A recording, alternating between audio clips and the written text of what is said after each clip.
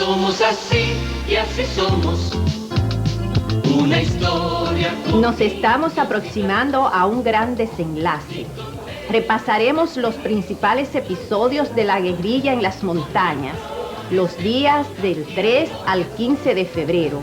Este es el 24º capítulo, Francis Camaño, su vida, su tiempo y su historia.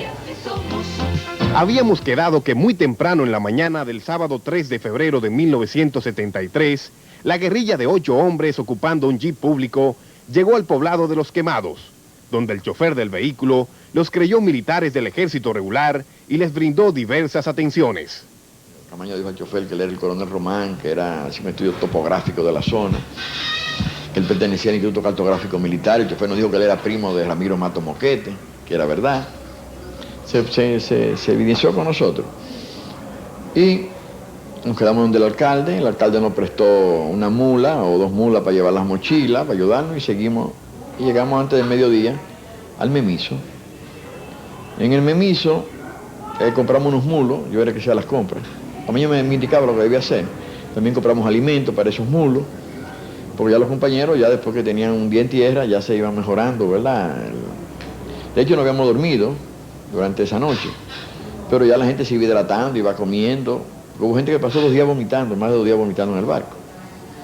Y yo estaba muy mal de la gripe, también estaba débil. Quizá habían 1 o 2 que estaban fuertes, pero la mayoría estaban muy debilitados. Uno por una cosa y otro por otra. Y Camaño se había sanado casi de su gripe, pues yo la tenía la misma de él, que fue que la llevó al barco. Una gripe, yo supongo que europea. Cuando compramos los mulos y salimos en la tarde, ahí es donde el alcalde, no estaba el alcalde, no atendió el segundo alcalde, en el Memiso, y nada, una patrulla de guardia que anda por aquí. El pueblo entero nos vio, nadie se metió con nosotros. Compramos abastecimiento, que íbamos a un punto que Camaño le explicaba a la gente. Yo no me metía a hablar de eso, yo me compraba mis mulos, mi comida, mis espaguetis, que era mi trabajo en ese momento, y mantenía la seguridad. Cuando vamos saliendo, nos encontramos, porque ahí hay carretera que llegaba de San José de Ocoa. Un chofer de carro público entró a buscar pasajeros allá al Memiso, que es un pobladito. Nosotros íbamos saliendo con los 2 mulos y nosotros a pie. Los mulos iban con las cargas, ¿verdad? Nos desviamos hacia el norte, en el primer chucho de camino, pero camino de animales que encontramos. Cuando ese carro, nosotros dormimos por ahí, íbamos muy cansados. Cuando todo oscureció, paramos y nos acostamos a dormir. Pues fue la primera noche que dormimos bien, en los últimos 3 o 4 días. Este carro hizo un comentario en el parque de San José de Ocoa, cuando salió San José de Ocoa, de que había una patrulla que se había encontrado con ahí en el Memiso, que iba saliendo del Memiso. Y esto motivó que lo oyera un policía o un guardia, y habló como si ya eso era un acontecimiento, una patrulla que pasó por el Memiso. Cuando los militares de Ocoa y la policía de Ocoa indagó, entonces llamaron a la capital a ver si había alguna patrulla autorizada en la zona, si era de... Supongo que llamaron a ASUA primero, creo que pertenecía al comando militar de esta zona, ASUA, y a la policía llamaría a Santo Domingo. Pero supo si hicieran guardia o eran policía. Pero lo ha hecho como que vio una patrulla, que no era una cosa corriente por ahí. Y esta simple cosa fue lo que motivó que se indagara y viera que no había patrulla autorizada para andar por esa zona. Y eso llamó la atención. O sea, al día siguiente, desde Ocoa fue una patrulla mixta, un sargento de la guardia, un raso de la guardia y 2 policías. Mixta era porque eran de los 2 cuerpos. Y nos dio alcance ya entrando a la loma. Con esa patrulla hablamos, Camaño los convenció, más por el hecho de la fuerza que de otra cosa, de que nosotros éramos militares, porque yo recuerdo que el sargento le decía a Camaño la carta de ruta, y Camaño le dijo de manera muy militar: presten atención, carajo, ¿cuándo usted ha visto a un sargento darle pidiendo, no cae en la palabra de un coronel? Y da la media vuelta y retírese, ¿verdad? Entonces el hombre, bueno, pues deme su nombre, señor. Y se puso chiquitico. Se fueron. Felizmente no pasó nada con este video, es un asesinato. Si yo se les teníamos que matarlo, porque estaban con sus armas, ellos fueron con armas en la mano. Algo que refleja la mentalidad de Camaño, no del Camaño caco blanco, como quisieran presentarlo algunos, sino como el Camaño revolucionario.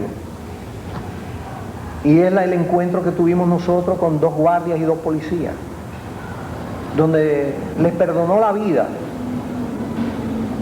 Si tú te pones a analizarlo fríamente, a nosotros nos hubiera ido mejor si matábamos esos 4 infelices. 4 infelices que a lo mejor eran guardias y policías por necesidad, como un trabajo, como un empleo, como hubieran podido ser mecanógrafos, o hubieran podido ser conserjes en las Fuerzas Armadas. Y sin embargo, Camaño se dio cuenta, prefirió arriesgar, prefirió que esos soldados llevaran la información sobre la cantidad de hombres que éramos, la cantidad de armamento que teníamos, el tipo de armamento, o sea, cuál era nuestra fisonomía, cómo éramos cada uno de nosotros. Y me acuerdo que en el libro que escribí con el general Ramiro Matos, el guerrillero y el general, que era debatiendo precisamente todo el transcurso de la guerrilla, él me decía cuánto le había servido a las Fuerzas Armadas la información de esos 4 hombres. O sea, cómo les había permitido analizar la verdadera fuerza, la fuerza que podíamos nosotros usar contra ellos, y por eso se deciden a atacarnos de inmediato. Pero Camaño era por encima de todo humano. Si hubiera sido en un combate, no, bueno, en un combate usted está para matar o para que lo maten. Pero cuando usted tiene ante sí a unos hombres indefensos, que usted no sabe ni por qué están ahí, ni por qué los han mandado ahí, entonces ahí se mide la humanidad de las personas, el carácter humano de Camaño. El caso es que por los informes de la patrulla mixta, la guerrilla rápidamente empezó a ser perseguida y poco después del mediodía del domingo 4 de febrero se produjo el primer enfrentamiento. Nosotros dormimos un poco más adelante y seguimos caminando, pero vinieron tropas de Asua y de la zona de San José de Ocoa, siguieron por esa ruta que indicaron estos militares y se encontraron con nosotros cuando habíamos llegado a un punto, íbamos a soltar los mulos. Si nosotros habíamos ido caminando todo el día, ya llegamos a un sitio donde los mulos no podían transitar, de acuerdo al trayecto que Camaño se había planteado que iba a hacer a través de cartas planimétricas, unas 50.000, y ahí se iban a quedar los mulos. Cuando estábamos cargando los mulos y repartiendo la carga de los mulos, porque no podíamos llevarnos todo lo que los mulos tenían, repartían la carga de los mulos de manera que cada quien, además de su comida normal, si lo deseaba podría llevarse 20 libras adicionales de comestibles cuando sonaron los primeros disparos, sin que hubiera un aviso previo de la retaguardia que estaba a cargo de Alane José o Eugenio y Hamlet Herman Freddy. Estábamos en el reparto de estas cosas, y le habían llevado comida a ellos ya y esa cuestión, el aviso de las 20 libras, cuando comenzó el tiroteo. Y a nosotros nos avisa el tiroteo. Y la forma era que nos avisaran, un compañero, viniera uno de los dos a avisarnos que se ve una gente que están avanzando. En este combate solamente combaten Hanley, son los que disparan, son Hanley y Lalane. Con mala suerte para nosotros, de que estaban en malas posiciones, Lalane tuvo que cambiar de posición, Lalane le dan 2 balazos. Uno a Sedal en el pie izquierdo, que no le hubo fractura, pero sí le ocasionó una herida bastante fea, y otro en la cintura, que le hizo un rasponcito y una heridita, y le desbarató un par de cargadores. La balacera que desataron Lalane José, Eugenio y Hamlet Herman Freddy obligó el retiro de las tropas del gobierno sin la intervención de los restantes guerrilleros, quienes llegaron a ocupar posiciones de combate. Nos retiramos tan rápido como pudimos de ahí, incluso de mala manera, ya el enemigo nos había detectado. Yo recuerdo que me preocupó mucho que uno de los mulos no llega a quitarle la jáquima que tenía en el hocico. Pero los mulos se asustaron con los tiros. Uno se quedó ahí, lo pudimos quitarle el equipo para soltarlo sin nadie encima, que tenían aparejo y cargan y cosas de eso. Y a uno, asustado, se nos fue y se llevó la soga de la cabeza. Que tenía en la cabeza aquí en la boca la jáquima. Y se salió rápidamente de las cosas que debíamos que votar. Creo que eso también dificultó, porque después de eso fue que Camaño ordenó coger las 20 libras. Hicimos todo rápido. Se votaron algunos equipos, no iban a haberse votado por la prisa, como una cámara fotográfica Polaroid, que la tenía yo en la mochila. ¿Y esto qué pasa? Camaño me dijo, eso era, no sabía que era un plan, yo pensaba que era de Toribio. Entonces, hundimos en el río y nos retiramos con el herido que nos hacía más lenta la marcha, y es una zona muy escabrosa. En la noche Camaño, cuando pidió nos reunimos y Camaño comenzó a hacer el análisis de ese choque, se estableció ahí que los compañeros realmente de la retaguardia se habían descuidado y dejaron acercar mucho al enemigo, y que lo sorprendió a ellos, que no pudieron ni siquiera avisarnos al resto del grupo, que estábamos juntos más adelante. En esos momentos Herman estaba defecando y que Lalane estaba comiendo y no miraron bien las huellas nuestras. Habíamos dejado una sabana que tenía una visual de más de 400 metros y por eso tuvieron que comenzar a disparar prácticamente sin avisarnos y en mala posición. Lalane fue relevado de la retaguardia. En su lugar fue designado Payero Ulloa o Ismael. En el primer combate perecieron 3 miembros del Ejército Nacional. De aquí en adelante, la guerrilla pasaría varios días realizando exploraciones sin mayores esfuerzos físicos y sin que el ejército pudiera hacer contacto con ellos. Mientras tanto, en la capital y muchas ciudades del interior se había desatado una represión atroz. La inmensa mayoría de la población no creía en los informes del gobierno y se resistían a creer que Camaño estuviera aquí con un grupito de hombres. Entre tanto, en Santo Domingo, quienes se habían encargado de proteger a Toribio Peña Jaques estaban sometidos a gran presión. Melvin Mañón nos relata que él se enteró de que Camaño había desembarcado por Sagrada Bujosa y Carmen Rita Morera, quienes le habían interceptado el paso en la avenida Independencia, esquina Pasteur, cuando él se trasladaba a una habitación que había alquilado en una casa detrás del Cine Triple. Dice que no podía creer la noticia y no recuerda si en compañía de las 2 damas o solo fue a reunirse con sus amigos de los Corecatos. El doctor Mas Puig, en la época dirigente de los Corecatos, recuerda las increpaciones de ellos a Melvin Mañón. Lo que Melvin nos había dicho, porque esto también, las cosas hay que situarlas en ese contexto, es decir, lo que él nos había dicho es que el coronel Camaño había estado rehaciendo la fuerza guerrillera que originalmente la había preparado y que se disponía a regresar al país, pero que ese hecho se produciría a mediados del año 1973. Fue lo que él nos señaló. Luego, cuando se produce el desembarco, naturalmente nosotros estábamos sorprendidos y al conversar con Melvin Mañón, él nos decía que él estaba más sorprendido que nosotros no le creímos a Melvin Mañón lo que él nos decía. Porque desde el momento en que él llega a la República Dominicana a fines de diciembre, la actitud que él asume es la de la persona que lo sabe todo. Es la persona que sabe todo, que está jugando un papel muy importante, tiene una misión decisiva, y como él lo sabía todo en el momento en que se produce el desembarco, nosotros le preguntamos qué ha pasado, él nos dice que no sabe, y nosotros le decimos a él que él nos está mintiendo, que él tiene que saber, porque él ha llegado con una misión tan importante que él lo tiene que saber todo, que no es posible haber llegado al país y que de buenas a primeras él nos diga que no sabe nada. Fue una situación muy difícil. Doña Hilda de Peña Jaques relata que desde que su esposo se presentó en su casa en calidad de guerrillero, ella entró en una crisis nerviosa. Le tuvieron que dar sedantes mientras estuvo la situación de los evangelistas norteamericanos tomados como rehenes. Estaban donde mi suegra, esa persona duraron 3 días allá. Mi suegra y mi cuñada le daban comida y lo atendían y le decían que nosotros no somos personas malas. Eso es que le explicaban la situación que había, que su hermano era un hombre que había venido, tenía 3 años fuera y que lo que le había pasado y que él tenía que llegar y por eso fue que lo usó a ellos. Pero él no sabía que como podía haber sido a ellos, hubiera sido a otra persona.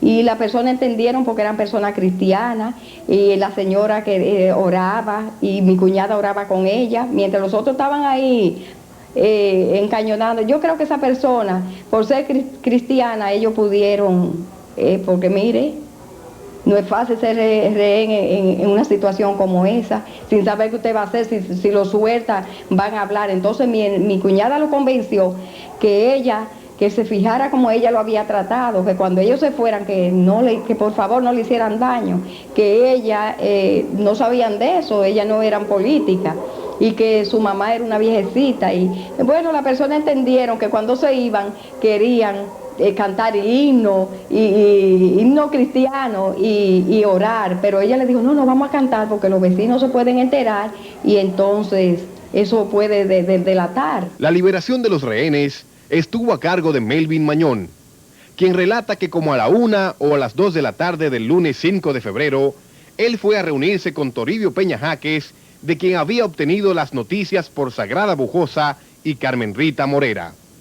Veo la situación, veo el cuadro, una piscicorre que estaba parqueada, que era de los misioneros y en la que fue en la que vino hasta la ciudad.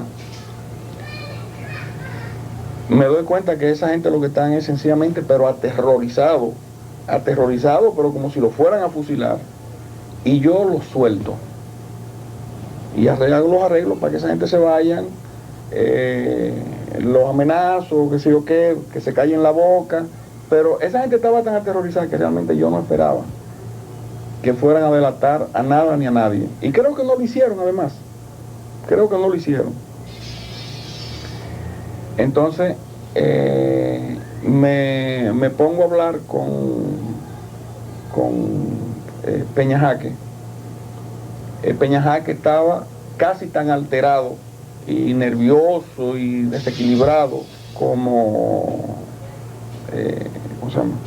Como los misioneros, y hago los arreglos para darle seguridad, sacarlo de ahí, y si no me traiciona la memoria, yo mando a Peña Jaque a dormir donde Purito Blanco Genao. Si no fue esa noche, fue 1 o 2 días después, pero yo sé que o sea, yo me ocupé de la seguridad de Peña Jaque. Doña Sagrada Bujosa Mieses nos dice que su casa fue allanada, pero a ella no la encontraron, porque tan pronto supo del desembarco se había ocultado. Con Melvin Mañón nosotros planteamos en las mismas líneas que planteaba ahorita que teníamos que hacer un comunicado, una nota de prensa anunciando la presencia del Camaño. Él dijo que él iba a asumir esa responsabilidad. Yo recuerdo que él se encargaría de eso porque ya él iba frente a un hecho inesperado a tomar medidas de emergencia, que yo no sé cuáles eran, ni me interesó en ese momento. Y él dijo que él iba a tomar, eso fue el 5 de febrero, que él iba a hacer la nota de prensa y le iba a hacer llegar a la prensa. En vista de que no vi nada, de que no teníamos contacto con Melvin Mañón, personalmente yo decidí conversar con los compañeros de la resistencia que quedaban y los corecatos, y yo misma redacté la nota de prensa que se envió a los periódicos anunciando que el coronel Camaño estaba en el país. Yo recuerdo que fue publicado por el Listín Diario. Lo que pasó en esos días posteriores también es ampliamente reseñado por la prensa, pero yo quería decir algunas cosas. Por ejemplo, Toribio Peña Jaques, entre el complejo de culpa de haber abandonado aquello por lo que fuera, empezó a desarrollar una actitud de una total presión contra nosotros para que hiciéramos acciones militares en la ciudad. Nosotros le decíamos que primero no estábamos de acuerdo y que no podíamos porque no teníamos con qué. Él decía que él iba a incendiar la ciudad, que él iba a incendiar tal cosa. Entonces yo recuerdo que como era tan indisciplinado, le faltaba el respeto a algunos compañeros, pero él me tenía mucho respeto a mí. Entonces yo un día le dije textualmente, y tengo testigos para ello, porque nos veíamos era en carro en la ciudad, porque no tenemos casi lugares donde vernos, que si él tenía realmente deudas o complejos de culpa con los guerrilleros, yo no, porque yo había cumplido con mi deber hasta el último momento, y que si él quería suicidarse yo no tenía por qué hacerlo. Entonces él insistía mucho que le entregaran su G3, que él iba a quemar la ciudad. Yo le dije, mira, yo te voy a entregar el G3, y tengo testigos ahí a Rafael, a Raúl Pérez Peña y al doctor Anulfo Reyes, que estábamos en el carro esa vez que andábamos. Yo le dije, yo te voy a entregar el G3 a ti, para que tú agarres tu G3 y te vayas y te suicides en el Parque Independencia, pero tú no nos vas a meter a nosotros en locura, porque yo te dije a ti que si tú te quedabas en la ciudad tenía que estar bajo esta disciplina, y aquí no se puede hacer más nada, independientemente de que paralelamente a eso, dentro de la misma resistencia se estuviese pensando en crear otro foco guerrillero para vamos a decir, no destruir, no, para evitar toda la concentración que había sobre el foco guerrillero de Camaño. Otra de las cosas que debo decir, que dada la característica de la personalidad de Toribio, bueno, cuando yo le dije esto, ya más nunca él volvió a pedir G3, ya más nunca iba a incendiar la ciudad, ya estaba más tranquilo, ¿no? Es que Toribio, otra presión que nosotros teníamos muy grande, y que así lo deja entrever, creo que Melvin Mañón en su libro, era por parte de Fitolo Lalane. Como su hermano estaba en la guerrilla, él quería, además él sentía que nosotros estábamos comprometidos, o sea, yo tuve muchas presiones con algo que yo no estaba de acuerdo, y que incluso ni siquiera en el sentido estrictamente personal, yo me sentía comprometida por todo lo que había pasado. Y yo, bueno, tuve enormes disensiones con el señor Lalane, porque yo no estaba obligada a hacer eso, ni me tenía por qué inmolar, porque yo no tenía deudas con Camaño. Si alguien tenía deudas con Camaño, tenía que pagarla a su manera, pero yo no tenía por qué sentirme con deudas con Camaño en ese sentido. El sociólogo Miguel Coco, en la época dirigente de los Corecatos, nos habla de los planes concretos que hubo para crear otro foco guerrillero que contribuyera a que el ejército bajara la guardia en torno al grupo de Camaño.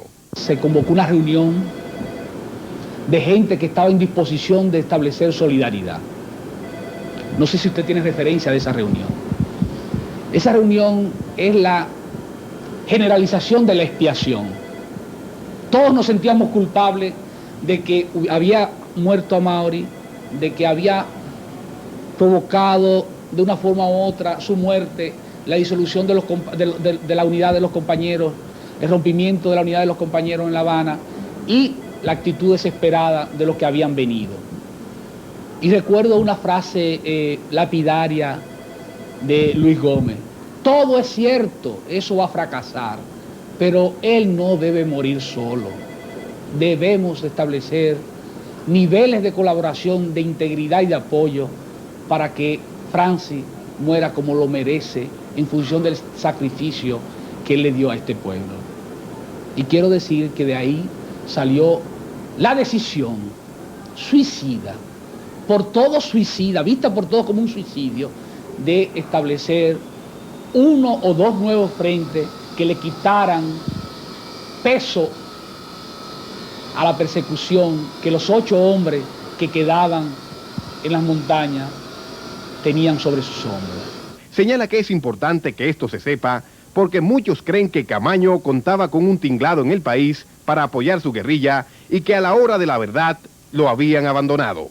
No se pudo materializar la incorporación del grupo de apoyo que estaba al punto y establecido toda la base para su incursión de adentrarse en las montañas del macizo central a través de la montería privada, de la incursión por la montería privada y el apoyo de gente que tenía un nivel de identidad con Camaño, a pesar de no haber participado en el esfuerzo conspirativo que en un primer momento gestó Amaury y gestó posteriormente los Corecatos.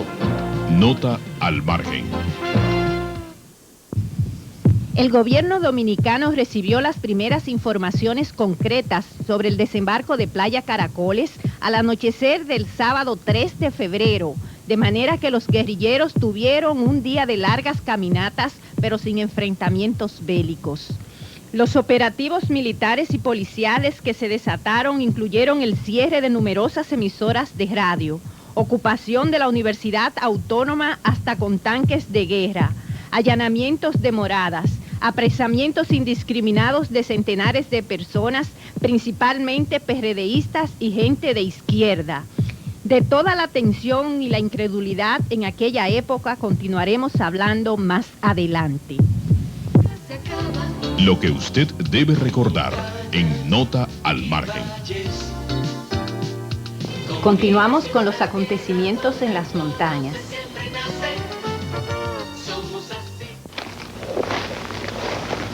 Hallet Herman prosigue con el relato de los días en las montañas.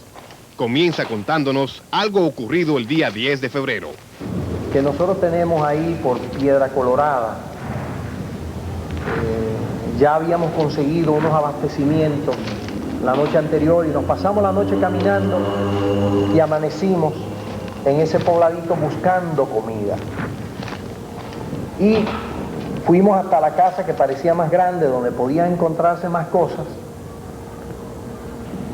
Nos desplegamos de manera de evitar cualquier sorpresa y una señora se le acerca a Francis y dice, le susurra algo al oído. Era algo como, yo soy una madre, piensa en lo que está pasando su mamá. Es decir, hay un consejo maternal que le toca la fibra sensible de Francis. Y ya momentos antes, una señora había ido donde Holguín Marte y donde mí, que estábamos juntos en ese momento, y nos había dicho: tengan cuidado, mis hijos, que si los guardias lo agarran, los matan. Y le dijimos nosotros: pero es que nosotros somos guardias. Dice: está bien, pero yo le estoy diciendo que mi hijo es guardia y si lo cogen, los van a matar a todos. Yo fui y se lo dije a Camaño, en el momento que la señora también le dice eso, le da ese aliento maternal, y ahí es donde Camaño se pronuncia y dice: ¿ustedes se acuerdan del coronel Camaño que peleó en la guerra de abril? Pues ese soy yo, que vengo aquí a combatir la corrupción, el crimen, el abuso, mete un discurso ahí, y lo aplauden los campesinos. O sea, aquel baño de pueblo que se da Francis en ese momento lo estimula muchísimo. Es decir, nos estimula, pero al mismo tiempo concentra la atención de las Fuerzas Armadas contra nosotros en ese lugar. Después nos enteramos que se había enviado hacia ese punto una compañía de la policía que se demoró en llegar, no llegaron a tiempo y por eso nosotros pudimos pasar antes. Y Camaño le dice: díganle a ellos, a la guardia, cuando vengan, díganle que nosotros fuimos para la loma alto del Rincón, que vayan a buscarnos allá, que ahí estamos nosotros. Y al otro día,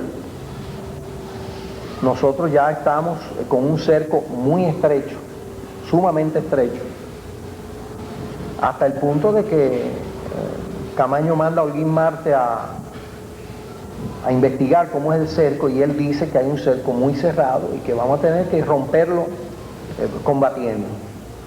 Y es el momento en que Camaño da la orden de que, creo que es el día 11 de febrero, ya teníamos 9 días en la guerrilla, con muy poca alimentación, con combate, con el frío, y Camaño nos ordena dejar todo lo que no sea indispensable, es decir, que nos lleváramos apenas el nylon para cubrirnos del frío, quizás la frazada, pero que dejáramos mochila y dejáramos todo.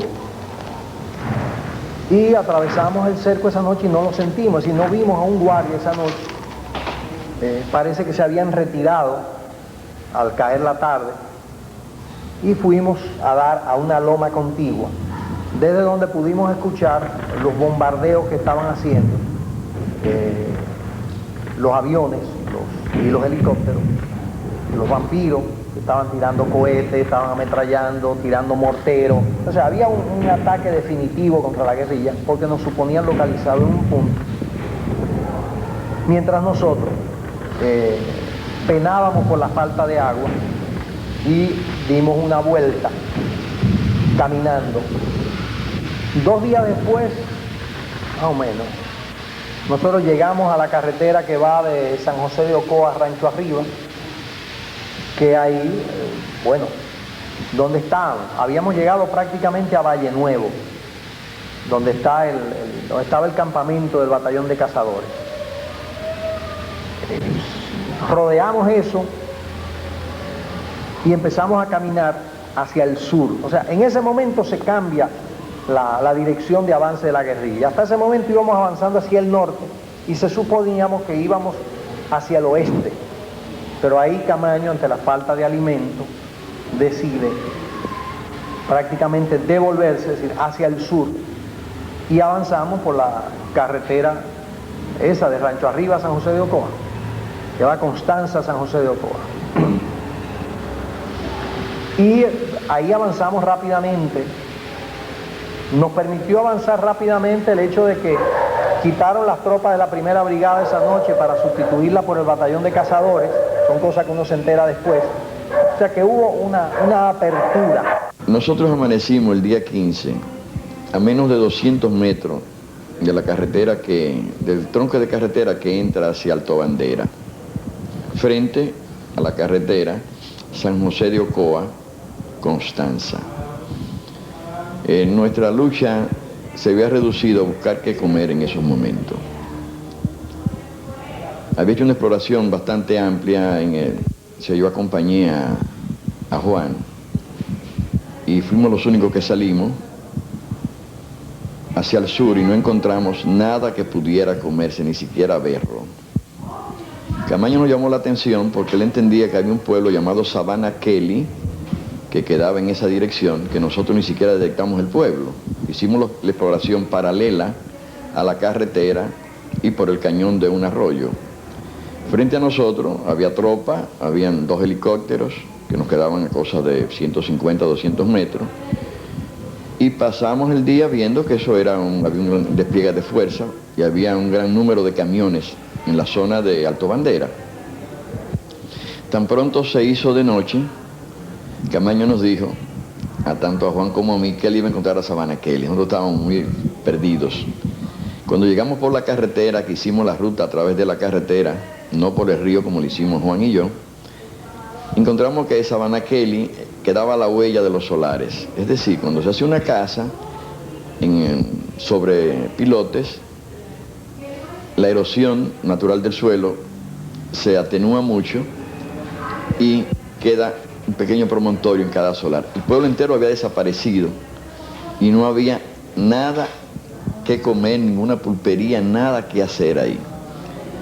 Y nos estamos moviendo por una carretera que las tropas la están usando masivamente por el día y solamente la necesidad de encontrar alimento nos hace tomar esos riesgos. Más adelante encontramos una casa abandonada hasta que llegamos a un punto, ya cerca de medianoche,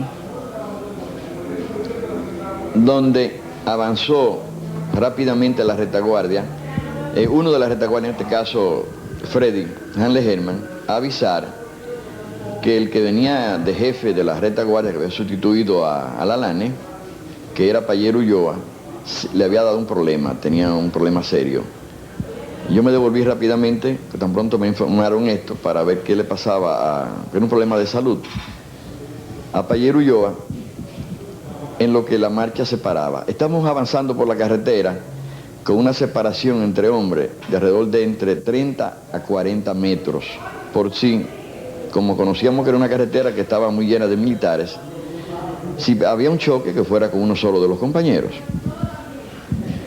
En lo que tenía Payero era un problema congénito que se le agravó por la tensión, por el hambre, por el esfuerzo. Un problema congénito de la columna vertebral que le producía grandes dolores y en esos momentos se manifestó así. Esto retrasó la marcha y yo me quedé con Payero, con Lalane, que era el otro que tenía problemas, que había sido herido hace unos días, mientras el resto del grupo avanzaba. Cuando llegamos a la zona que luego conocí, que se llamaba La Lechuguilla, que es un vallecito, a más o menos 2.500 metros de altura, había un compañero esperándonos y nos dijo que debíamos desviarnos hacia algo que se veía en la oscuridad, porque era una noche muy nublada, estaba lloviznando, que ahí estaban los demás compañeros. Nos debíamos hacia la derecha, es decir, hacia el oeste, y era una gran pila de acerrín, de un antiguo aserradero que había ahí, algo que tenía como 4 o 5 metros de altura, en una forma cónica en acerrín, y en un hoyo donde había estado la cuchilla, ahí estaban los compañeros guareciéndose de la lluvia. Comenzó a llover muy fuerte. Ahí pasó algo que fue determinante en comprender hoy el estado de ánimo de nosotros en ese momento. El compañero que no esperó fue Pérez Vargas, que esperó a los que veníamos más detrás, al sanitario del grupo y a los dos que estaban con problemas físicos. Y nos dijo hacia dónde estaban los compañeros. Estaba lloviendo ya mucho. Cuando llegamos, él nos indicó el sitio y luego se alejó rápidamente hacia el sur. Nosotros entramos, nos metimos en un hoyo donde habíamos puesto una especie de nylon que nos usábamos para protegernos. Nos estábamos cubriendo con esto de la lluvia, una lluvia muy fría, de noche, febrero, 2.500 metros de altura o más. Cuando él regresó, dijo, ¿qué compañero salió hacia la izquierda? Hacia donde se movió. Pero estábamos todos ahí, no faltaba nadie. Y alguien de nosotros dijo, oye, el hambre está haciendo ver muerto aquí arriba en esta loma a esa hora. Era cerca de la 1 de la mañana. Y él dijo, no, yo seguí a una persona que se me perdió hacia un bosquecito que hay a la orilla de la carretera. Pero no le hicimos gran caso, nos ocupamos más de protegernos de la intemperie, de la lluvia, y de tratar de hacer una especie de sopa, que daban unos sobres de sopa sobres de sopa deshidratada. E hicimos fuego, y se olvidó lo del muerto, o lo del hombre, o uno de nosotros que vio en la oscuridad bajo la lluvia, que se dirigía desde la zona de la Serrín hacia el sur, hacia el sureste, y se le perdió entre un bosque de pinos que había. Hicimos lo que pudimos ir, solamente unos pocos pudieron tomar los que estaban más débiles de lo poco que permitió la lluvia, porque luego se inundó aquel hoyo de agua. Salimos de ahí un poco antes de amanecer y nos fuimos a unos pinitos nuevos que eso lo habían devastado toda esa zona. Eso era una sabana casi limpia, hacia un bosquecito, a pasar el día. Durante el día notamos que había un gran número, por lo menos yo dormí una gran parte del día, pero en el tiempo que estuve despierto, entre 13 y 14 camiones, camiones pequeños, con 20 a 24 militares, se movían por la carretera, tanto de norte a sur como de sur a norte, en patrullaje, pero más que nada era cambiando diferentes sitios donde tenían tropas dispuestas en la carretera de manera de emboscada. Nos pudimos dar cuenta que esa noche nosotros pasamos por lo menos por 2 emboscadas frente a ella y no nos dispararon. He creído siempre que estaban durmiendo los soldados, que se habían dormido, porque no creo que tuvieran ningún temor en entrar en combate con nosotros, porque era un blanco muy fácil por la carretera y ellos a la orilla de la carretera emboscados. O se habían alejado mucho de la carretera o estarían dormidos. Pero por la mañana notamos y vimos que habían por lo menos en esa área habían 2 emboscadas junto a la carretera. Pasamos el día ahí y en la noche comenzamos a caminar de nuevo. Camaño dispuso que nos acercáramos otra vez a donde estaba la pila de acerrín, pasando al este de ella, o sea, alejado de la carretera, no entre allí la carretera, sino alejado de ella, hasta un sitio donde había agua, que habíamos visto el día antes. Ahí llenamos las cantimploras y las fundas que teníamos para almacenar cerca de 5 litros de agua. Y en ese sitio, los últimos que llenaban las fundas era la retaguardia. Y ya había avanzado, yo estaba en el centro con Camaño, había avanzado bastante, estaba como a 50 metros de ahí la vanguardia, cuando comenzó una discusión allá atrás. Se oyó la voz de Freddy, de Hanley, hablando muy fuertemente a Braulio.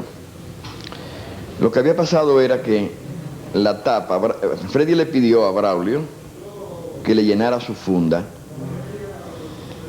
y la tapa de la funda en la oscuridad se le perdió a Braulio, eso decía Freddy.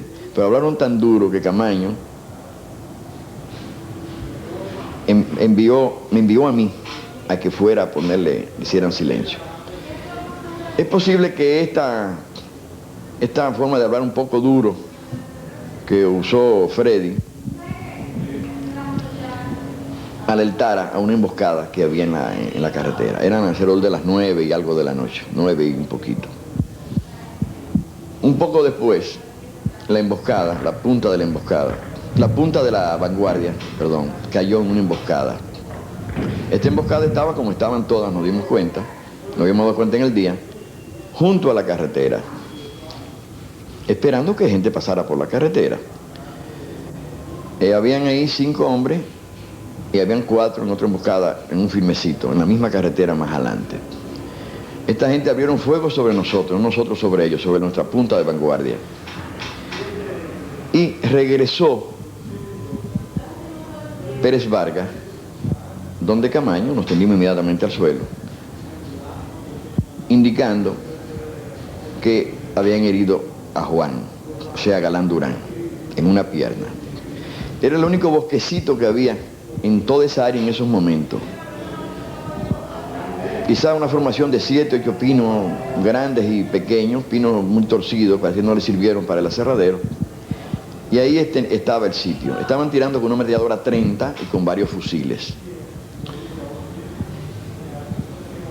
Hacia ese sitio fue donde la noche antes vio, precisamente Pérez Vargas, que una persona que estaba merodeando por el acerrín se le había perdido a él. Nota al margen. Acotamos que el 12 de febrero se hizo público un documento en el que los veteranos de las Fuerzas Armadas respaldaban al presidente Balaguer ante el brote guerrillero. La lista de los firmantes la encabezaba el general Fausto Camaño, padre de Francis O. Román. Cuando Camaño, el guerrillero, supo la acción del padre, se le atribuye haber dicho: pudo más el sentimiento de clase que la sangre. Hoy en día se sabe con toda certeza que el general Fausto Camaño firmó el documento en un acto desesperado, tratando de congraciarse con el gobierno a ver si podía salvarle la vida a su hijo. Lo que usted debe recordar en Nota al margen. Habíamos quedado que la noche del 15 de febrero habían caído en una emboscada. Supuestamente, la vanguardia Galán Durán Juan había sido herido en una pierna, según le informó Pérez Vargas. Camaño Román ordena entonces que Pérez Vargas rescate al herido, mientras otros guerrilleros atacaban a las tropas regulares para entretenerlas. Claudio Camaño dice que él le pidió a Román que le permitiera participar en el ataque a las tropas y este aceptó. El grupo para la acción era de 4 guerrilleros y por iniciativa de Claudio se acordó tomar la emboscada militar que seguía disparando hacia el lugar donde originalmente habían detectado a Galán Durán. Le propongo a Ismael, a Braulio y a Hanley que vamos a tomarla y que la forma siguiente es que 2 crucen la carretera y le entren por detrás directamente donde ellos no lo están esperando. Ellos están disparando totalmente hacia el oeste y le vamos a montar por el este 2 de nosotros y 2 le disparen desde el sur, es decir, un fuego cruzado, y vamos a acabar con ellos. A todo esto, a mí me está impactando el herido que tenemos, y por otro lado pensaba que esa gente tenía comida, y yo entendía perfectamente que el problema de nosotros era la alimentación, y quizá algún cigarrito que pudieran tener ellos también ahí. Entonces nos ponemos de acuerdo y decidimos que Payero y yo crucemos la carretera, le disparemos totalmente por la espalda, desde el otro lado de la carretera, que es una carretera de montaña que no tenía en esos momentos, quizá tenía 6 o 7 metros de ancho, y ellos disparen desde el sur. Coordinamos los relojes y nos dimos 3 minutos para, del momento que yo me separara de ellos, diera la vuelta y disparáramos.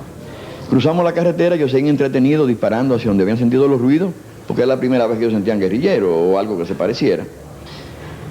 Y nadie cruzó detrás de mí, o sea, Payero Ulloa no cruza la carretera conmigo, pero yo seguí el plan y llegué hasta el punto de esperarlo ahí, pensando que se había retrasado por algo, pero tampoco llegó. Pero a los 3 minutos, yo disparo, que lo primero que solté fue una granada, y después de la granada explotó, entonces subí a la carretera ametrallando. Pero mis compañeros ninguno dispara, ni vino Payero conmigo, ni tampoco ninguno de los que están en la carretera, que se suponía que eran por lo menos 2 o 3, disparan hacia la gente. Ellos pueden reaccionar y me entran a tiro un poco desordenadamente, pero alguien me rafaguea a mí y yo salto de la carretera y vuelvo y caigo en la posición que estaba antes, en una zanja a la orilla de la carretera. Y ahí me quedo lleno de incertidumbre. En primer lugar, ¿por qué no pasó el compañero Payero Ulloa conmigo? Y también, ¿por qué ninguno de mis compañeros dispara? Esto ocasionó un número de heridos dentro de ellos, porque la granada explotó dentro del grupo de ellos.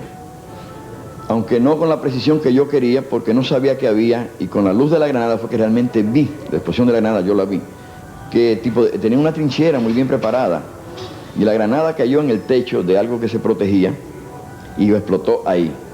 Pero hizo bastante daño, porque ellos comenzaron de una vez y se paró la balacera hacia los compañeros, y luego uno solo de ellos fue que soltó una ráfaga, pero no ordenada, no me pudo tocar, y yo estaba de como a 3 o 4 metros. Luego, los tiros pararon de uno y otro lado. Los soldados que estaban en las inmediaciones empezaron a preguntar a voces qué es lo que ocurre. Cuando no hubo tiroteo, Galán Durán pudo salir del lugar donde se encontraba supuestamente herido. Estaba ileso y con alegría los 8 guerrilleros se reunieron de nuevo. Al lugar del enfrentamiento empezaron a llegar muchos vehículos militares y tropas para recoger los heridos e indagar lo sucedido. Fue entonces cuando Camaño decidió emboscar un camión para dar una demostración de fuerza. Ese iba a ser el efecto de demostrar que teníamos fuerza y que se iba a conocer en el país que se estaba combatiendo. Esto fue tratando de aprovechar el hecho de que nos habían detectado por primera vez en los últimos 6 o 7 días. Pero esto se dilató mucho. De hecho, los vehículos que esperábamos llegaban hasta el punto y se devolvían, o sea, venían de la zona de Alto Bandera y Constanza y se devolvían de nuevo. No nos pasaban las tropas que queríamos emboscar a pie o en camiones. Aunque originalmente la idea fue emboscar un camión.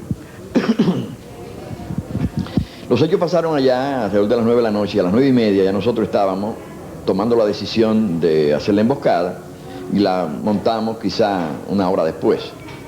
Porque aunque era poco el espacio que íbamos a mover, teníamos que hacerlo con mucho cuidado porque toda esa área se llenó de tropas.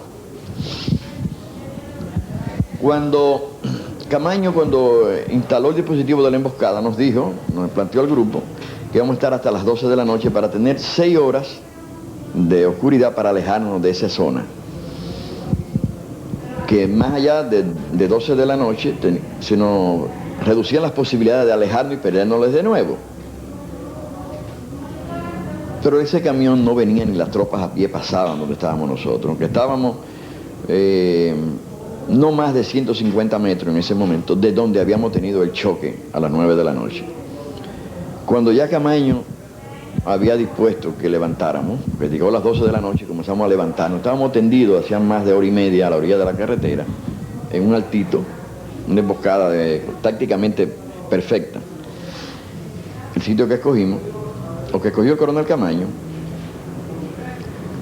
cuando ya nos hemos levantado, oímos el ruido de un camión que viene de la parte sur, la zona de San José de Ocoa. Un vehículo, que tenía que ser un vehículo militar, porque a esa hora y en esa zona no iba a haber ningún tipo de civil, no teníamos duda en eso. Pero esperábamos los camiones que vimos durante el día, que eran camiones llenos de tropa, unos camiones pequeños, medianos. Normalmente 2 o 3 adelante y algunos 20 a 22 detrás, sentaditos todos, andaban ahí por el frío engurruñaditos.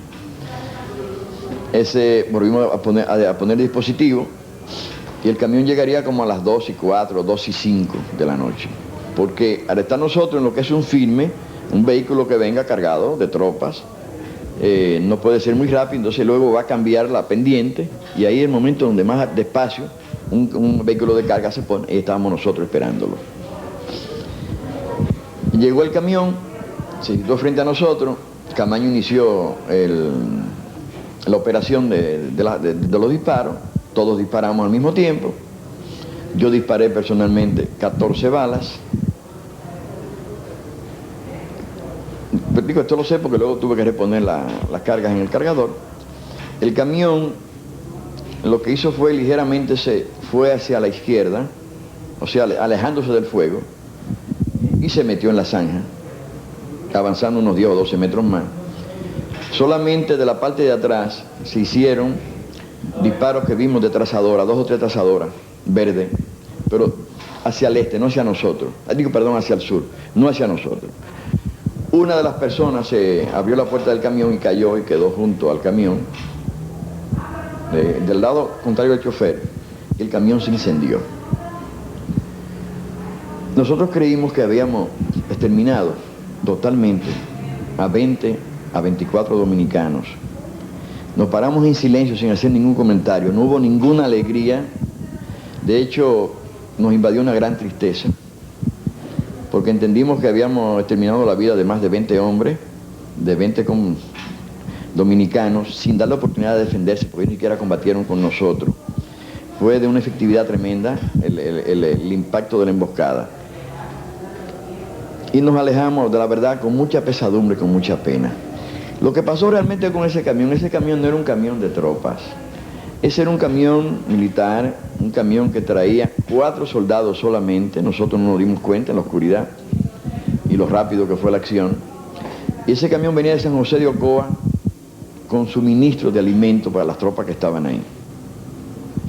La paradoja es que primero nosotros no chocamos, no combatimos al camión de tropas, nos dimos el golpe de efecto de herir y inutilizar 20 o 24 soldados. En segundo lugar, dejamos totalmente en la carretera un camión repleto de abastecimiento, cuando a nosotros nos faltaba de todo, porque nadie se acercó al camión, nadie fue al camión.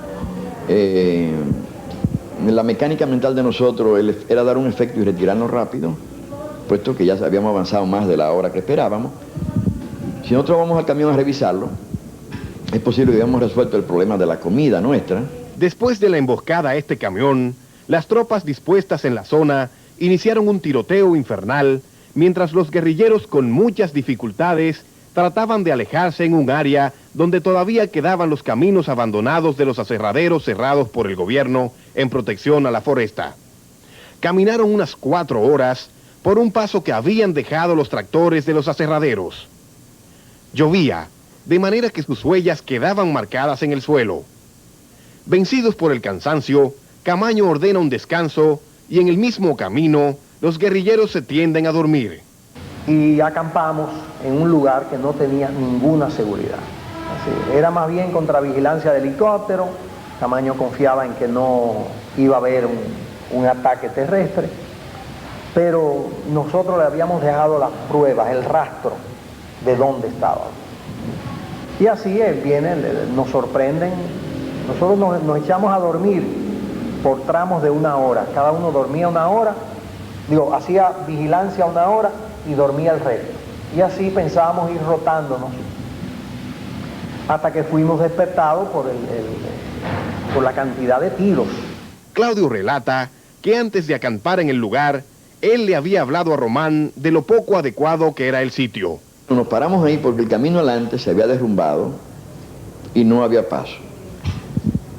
Y nos paramos ahí un poco antes de las 8 de la mañana, como a las 7:30. En esa loma amanece después de las 7, no amanece muy temprano, y me estaba nublado, había neblina. Y nos paramos un poquito antes de las 8 y Camaño ordenó un descanso de 4 horas.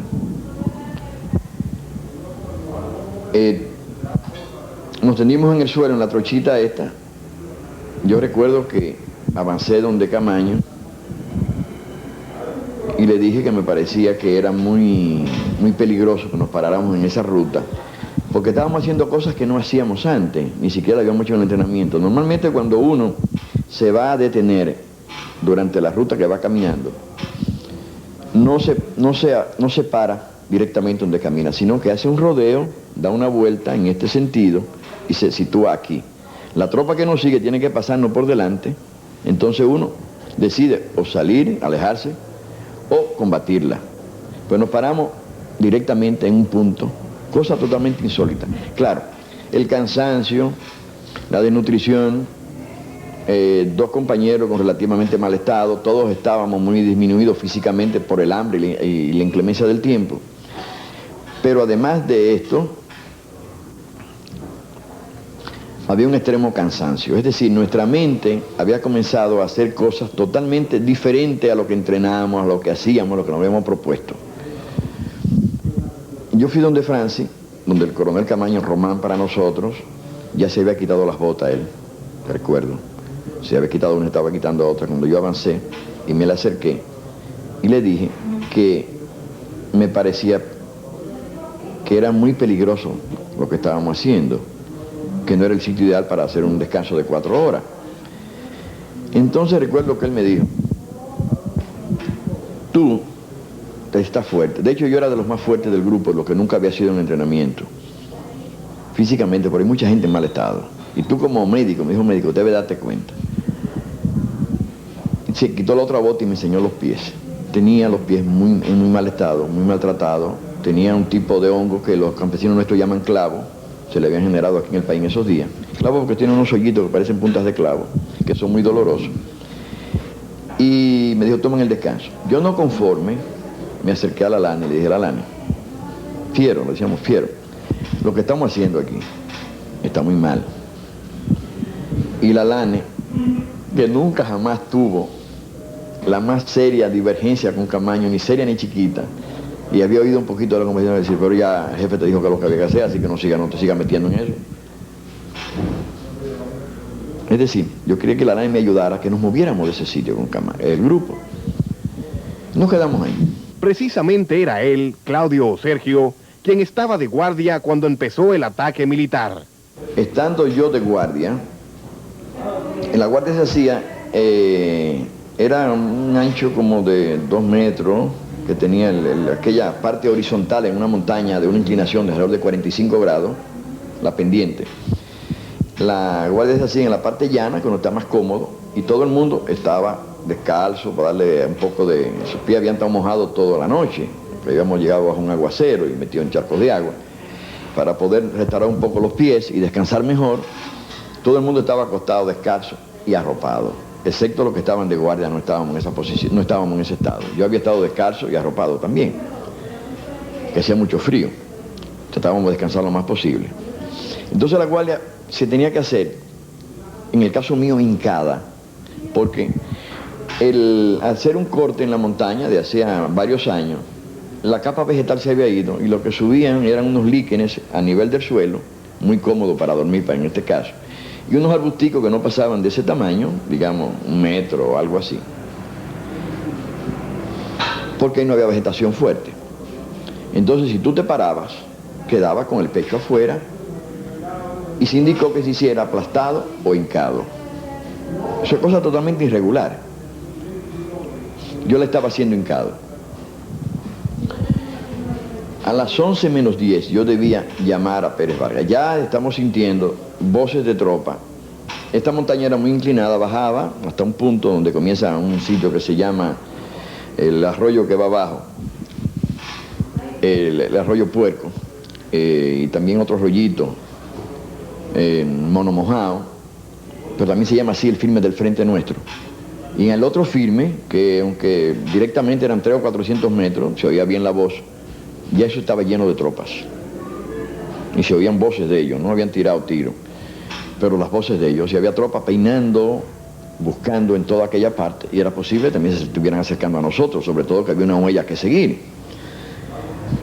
Y esto no tenía muy alerta, pero los de adelante nos hicieron bulla, los que venían detrás de nosotros, esos vinieron muy calladitos, tan calladitos que estaban de nosotros a menos de 15 metros, yo no los había notado, yo era que estaba de guardia. Porque además no teníamos visibilidad a más de 10 metros hacia la zona donde habíamos venido, porque el caminito iba a nivel, pero hacía curvas, iba haciendo curvas, siguiendo la línea de la loma. Y de una curvita ahí fue que nos paramos. Debíamos haber hecho el servicio allá, pero para no movernos, hicimos el servicio en donde iba el último hombre.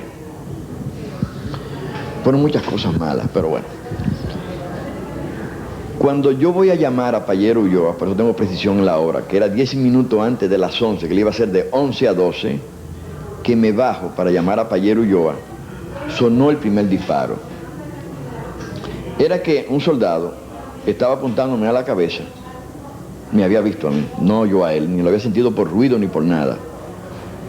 Y cuando yo me giré para llamar al compañero, él pensó que yo lo había visto y ahí disparó. Y por suerte para mí solamente me tocó la nariz. Debo tener un quemado en la nariz, ¿verdad? Bien. Me tocó la nariz, que me hizo un quemado. La nariz y una parte de la cara. Y ahí comenzó la balacera. Nota al margen. En la época de la guerrilla de Camaño, los periódicos nacionales informaban de tantos actos de violencia que se hace difícil determinar cuáles fueron promovidos en solidaridad con los insurrectos.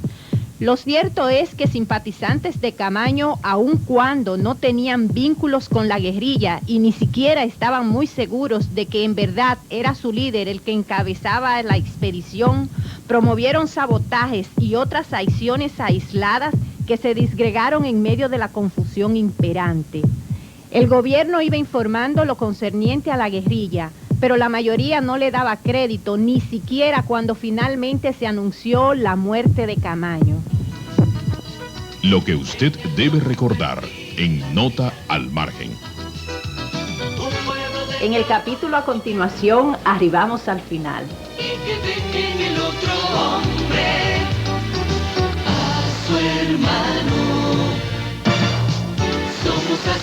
así somos.